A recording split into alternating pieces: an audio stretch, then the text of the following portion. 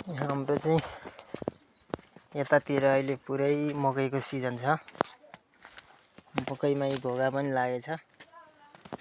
अग्लो अग्लो रुख छ, मान्छे त तल तलै भइहालिन्छ।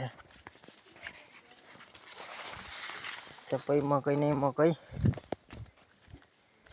हैसे बारीमा पनि मकै, घरमा पनि मकै। मकै नै मकै भइया छ अहिले चाहिँ हाम्रोतिर। मकै खान मन लाग्यो भने चाहिँ आउँदा हुन्छ। 2 घोगा 3 घोगा हालेको छ एउटाले। तल पनि मकै, माथि पनि मकै। यो बाटामा पनि मकै नै रोप्नु पर्ला हो। यहाँ चाहिँ गाडीको बाटो रहेछ। गाडीको बाटोमा पनि एक साइडमा गाडी हिँड्ने बाटो छोडेर त्यो साइडतिर मकै लगाउँदाखेरि फाइदै हुँदो रहेछ। पुरै अब बाटै छोडिदियो भने त फाइदा भएन। एउटा गाडी हट्ने छोडेर।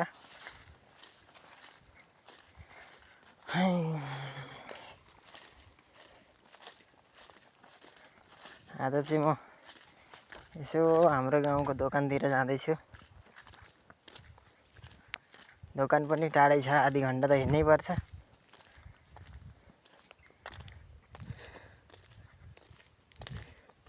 आधी घन्टा हिँडेर दोकान पुगिन्छ। त्यस पछाडि चक्लेट खानुपर्छ।